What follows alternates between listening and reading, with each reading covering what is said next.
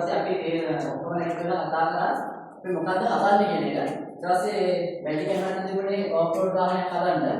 ඒ කියන්නේ මේ දවස්වල තියෙන මඩත් එක පාරවල යන්න බැහැ ඉස්සර වාහනේ හදන්න.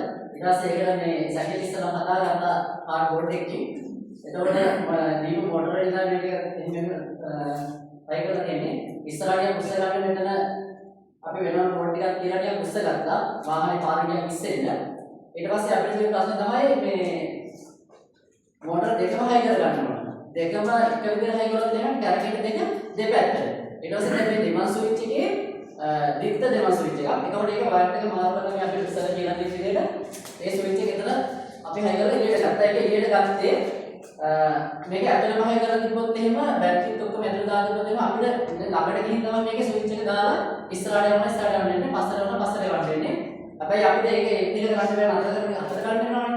ඊට පස්සේ අපි කල්පනා කරා මේක වයර් එක එළියට අරගෙන මේව කරගන්න රිමෝට් එකක් වගේ විදිහට.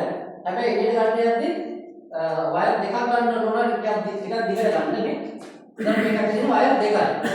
මේක දැන් වයර් හතරක් ගන්න පුළුවන් නම් බැටරි ඇතුලේ තියන්න පුළුවන්. හැබැයි අපිට බැටරි ඇතුලේ තියන්න බැහැ. එහෙනම් වයර් හතරක් ගන්නකොට මේ වයර් එක දිගමදි. එහෙනම් මෙච්චරගේ කොට වයර් එකක් ඉන්න අපිට නැත්නම් මේක හතරවන්නේ. ඒකෙන් අපි වයර් බැටරියත් එළියට අරගෙන ස්විච් එකත් එළියට අරගෙන වයර් එක ටිකක් දිගට ගත්තා. ඒකේ අපිට තිබ්බ දාවස්නේ තමයි අපිට මේක ලයිට් හයි කරගන්න ඕනේ. ඊට පස්සේ ලයිට් එකට අපිට තියෙන බැටරි 1.5 බැටරි කේස් එකකුත් එක්ක ඒ බැටරි තියලා තිබුණා. අපි ඊට පස්සේ රාත්‍රී කාලේ ධාවනයේට ඉස්සරහට හෙඩ්ලයිට් එක වෙනම හයි කරගත්තා. ඊට පස්සේ මේක දැන් අපි ඉස්සරහට දාන්නේ පිටිපස්සට ධාවනය කරන්න ඕන. ඒ හින්දා පිටිපස්සට ධාවනය කරන එක පිටිපස්සට යන වෙලාව විතරක් වැඩ කරන ඉතින් පිටිපස්සේ ෆේස් ලයිට් එක වෙනම හදාගත්තා. එතකොට දවල් කාලේ ලයිට් එක පේන්නේ නැහැ. දවල් කාලේ පිටිපස්සට ධාවනය වෙනවා. එතකොට ඒක ඉන්ඩිකේට් කරන්න අපි ඒකට සවුන්ඩ් සිස්ටම් එකක් දාගත්තා. ඒක අපි දාගත්තී දැන් අපේ බැටරිය තියෙන එළියෙන් අපිට තව වයර් ගවන්න බෑනේ.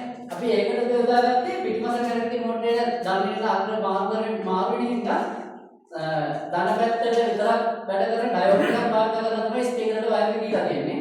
එතකොට රිවර්ස් කරනකොට විතරයි රිවර්ස් ලයිට් එක පත් වෙන්නේ.